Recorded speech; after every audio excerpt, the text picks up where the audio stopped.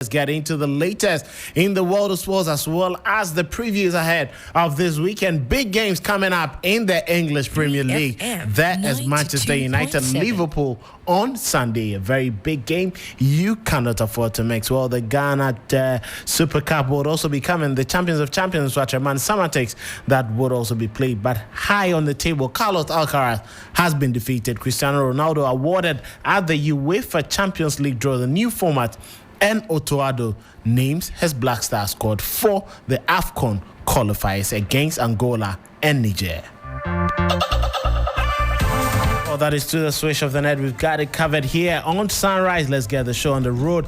And head coach of the senior national team, the Black Stars of Ghana, Otoado, has named a 23-man squad for the upcoming African Nations Cup qualifiers against Angola on the 5th of September and Niger on the 9th of September. The goalkeepers Lawrence Atizigi, Jojo Wallacott, Ferry Kasari. Defenders Ali Duseidu, Tariq Lamptey, Alexander Jiko Abdul-Mumen, Mohamed Salisu, Jerome Opoku Ibn Izanan, and Kingsley Schindler. In midfield, Mohamed Kudus, Abu Francis, Thomas Partey, Elisha Owusu, Majid Ashmeru. In attack, there is Abdul Fatawi, Shahaku, Joseph Pencil, Ibrahim Osman, Antoine Semenyo, Iñaki Williams, Brandon Thomas Asante, Jordan Ayew.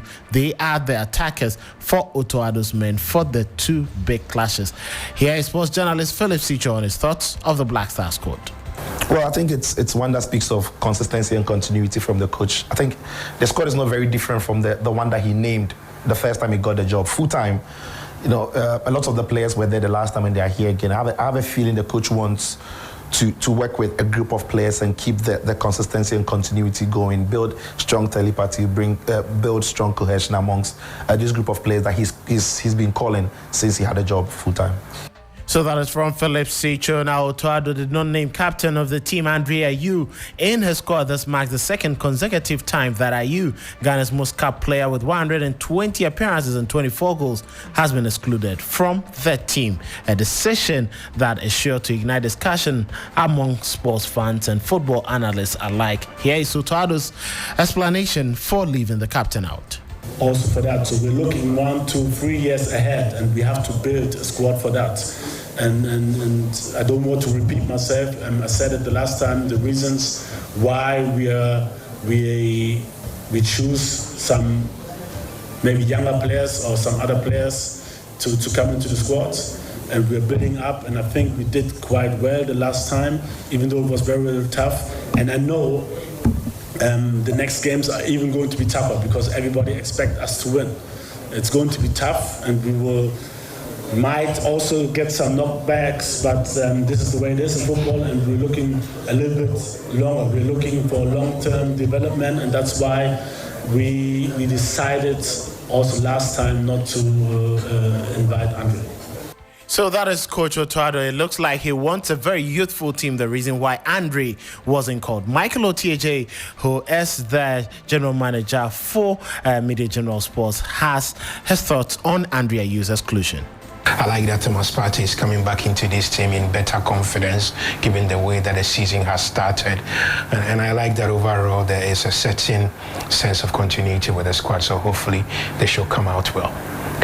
As far as Andre Ayew is concerned, I think this, of course, it would have been odd that Otoado recalls him after he had benched him off the back of a good season. So, in many ways, this is expected.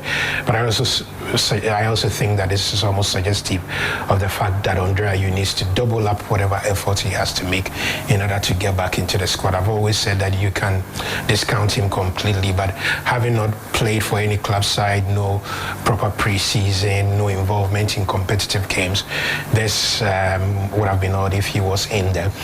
Whatever happens in those two games, one in Kumasi against Angola, always very tough customers, and the other against Niger in Morocco. I think that ultimately the Black Stars should be aiming for 6 points. Anything else could be considered not the greatest outcome. That is from the general manager for Media General Sports, Michael Otieje, on that is Andre Ayew being excluded from the team and also the Black Stars squad. Now, several players are injured and couldn't make the squad. Abdul Salih Samed Patrick Pfeiffer, Gideon Mensah, Ernest Nyama, Kamaldeen Sulemana, and Ibrahim Sulemana, who plays his club football in Italy. Some 2 players were also excused because they just returned from injuries. Joseph Edu, Celta Vigo's defender, and Daniel Kofitre, who are just recovering from injuries. Now, let's get to Coach Otoado on Abdul Babaraman, who decided to excuse himself from the national team, but he's had an excellent form for PAOK Thessaloniki in Greece. He was not involved in the squad. Otoado explains why Baba is still not ready to rescind his decision. With Baba Rahman is a little bit special because he decided not to come. I explained it last time. Last time I explained it, and we were talking about bullying and whatsoever, and I applied also on the media to not insult players, because players have families, players have friends, and it affects a whole lot of things, and people are jumping on these things. And we are all human beings, and there should always be a line on where also the press shouldn't go above. And this is what I explained last time, and I hope that Baba one day will decide to play again, but at the moment he doesn't want to play. So that is there from Otoado. He hopes that Babaraman will play someday. Now, the Barbara Sports Stadium pitch is not in good condition for the match, but Otoado is confident he will be ready for the Angola match on Thursday. Okay. At this very moment, John Pencil is in Kumasi, and he was there last week as well to observe the pitch. To be honest, it is concerning, because the way we want to play, we need a good pitch, to be honest. Yeah, but at the moment there are internal discussions how we can do better. That there will be no discussions about the pitch.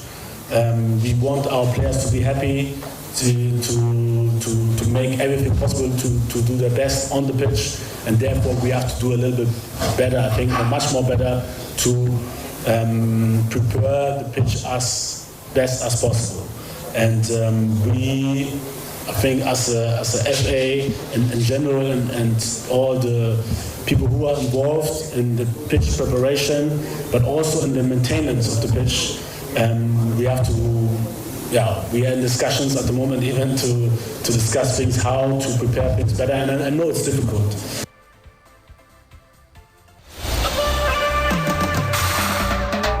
That was Otoado on the Barbara Sports Stadium pitch. Now, going on, the Black Stars are expected to start arriving in camp on Saturday with Sunday, with some of them having games on Saturday and Sunday. Full house is expected on Monday with the first training session at the Accra Sports Stadium that will be open to the public. The team will then jet off to Kumasi on Tuesday and hold the second training session that would also be open to the public, and that is going to be the first training session in Kumasi. The team has the final training session that is mandated by CAF on Wednesday before they play Angola on Thursday, the 5th of September, the 6th of September, I should say. And then the next game is going to be against, that is Niger, on Monday in Morocco, specifically Bekani. Now let's move on from the Black Stars, and the GFA has named officials for the 2023-2024 Champion of Champions match between FC Samatex and Nswatram. That will be coming up this Saturday, that is tomorrow. FIFA referee Daniel Lai is expected to officiate and assisted by Kwesi Brobe and Roland Addy, with Francis Ankara as the fourth official. James Ejay will be the match commissioner. The game, which marks the start of the new season, will kick off at 6 p.m. at the TNA Park in Takwa. The new Ghana Premier League season starts on the 6th of September, just a day after Ghana plays against Angola in Kumasi. Let's move on to some local transfer news. And former Hartlepool goalkeeper Richmond Ayi has successfully passed his medicals at Dreams Football Club, and he has been announced as the new goalkeeper for Dreams FC. The 27-year-old shotstopper left the Rainbow Club despite having a contract after last season and hasn't played competitively since January this year. He was linked with lots of clubs locally, including newly promoted side Vision FC, but he has ended up joining the Dawu-based club after a fruitful negotiation. From the local scene to the Spanish La Liga, it wasn't a good day for Real Madrid as they had their second successive draw in the new season, putting Barcelona 4 points away from them in the standings. After a second stalemate on the road, Madrid has managed just 5 points in 3 outings at the start of its 2024-2025 La Liga title defense, while bitter rivals FC Barcelona lead the pack on 9 points with the perfect 100% record. Vinicius Jr. had to equalize after Morelo had opened the scores for Las Palmas. Carlo Ancelotti admitted in his post-match presser that he is going to find a solution. No, but I do think we played poorly in the first half. It's difficult to find our game, so we have to resist and suffer because the team isn't well balanced.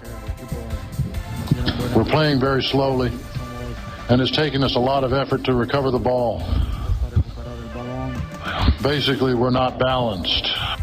It's the same scenario as what happened in Mallorca, although I've seen some improvement in the team, and I have to find solutions quickly.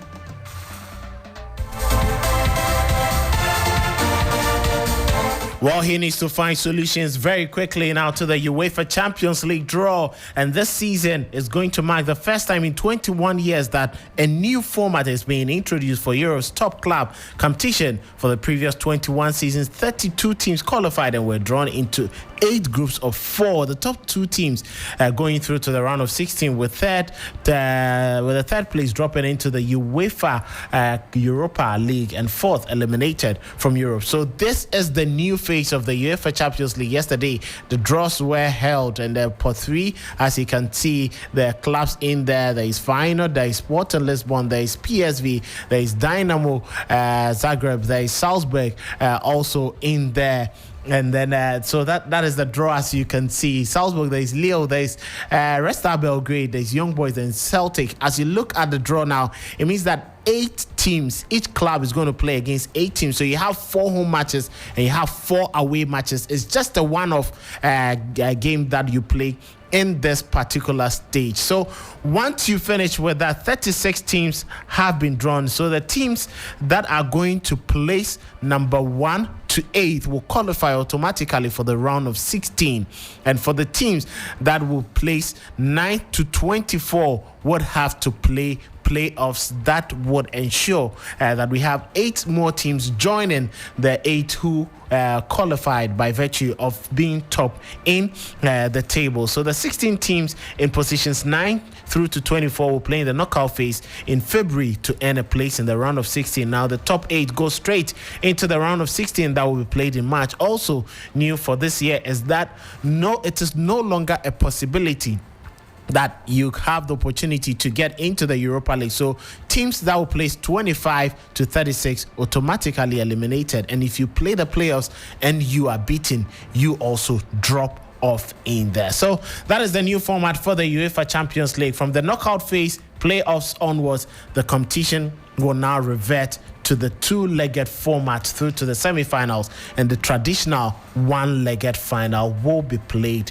by limited draws this time around, and going forward we'll be explaining that for you. So that is the UEFA Champions League draw there. Just follow 3 Sports GH across all the socials and you can have the fixtures for some of the top clubs. Cristiano Ronaldo was awarded or honored at the UEFA Champions League draw yesterday. He has scored 140 goals and he's the all-time leading goal scorer for the UEFA Champions League, winning the trophy 5 times. He had his words to share after being given his award.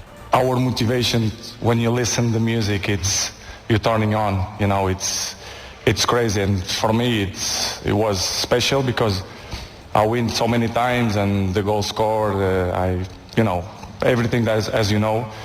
And it's great to be here. I have nice memories when I coming to Monaco to this gala, because football and ourselves we manage by memories.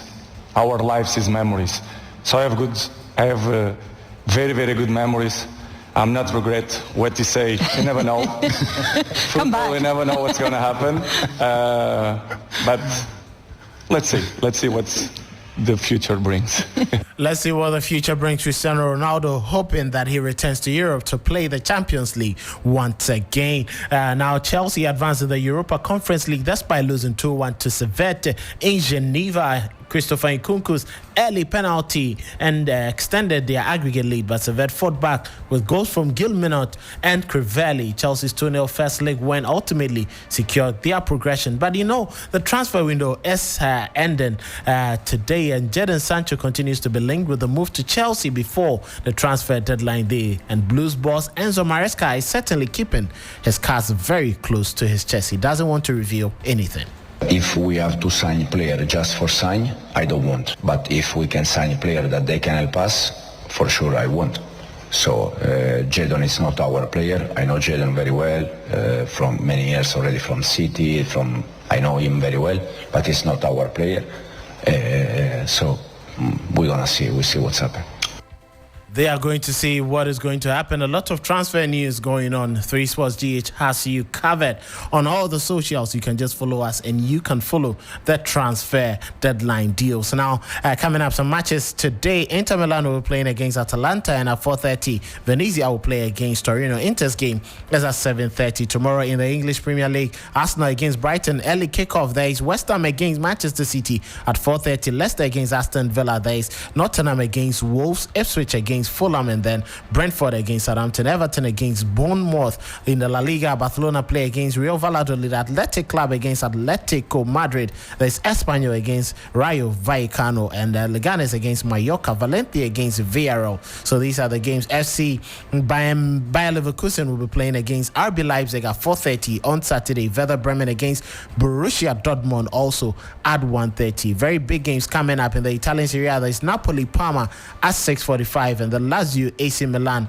also at 6:45. And on Sunday, Chelsea Crystal Palace is at 12:30. Same time, Newcastle against Tottenham, and the biggest game for this weekend, Manchester United Liverpool at 3 p.m. But Real Madrid play against Real Betis at 7:30 on Sunday, with Sevilla playing against Girona at 5 p.m.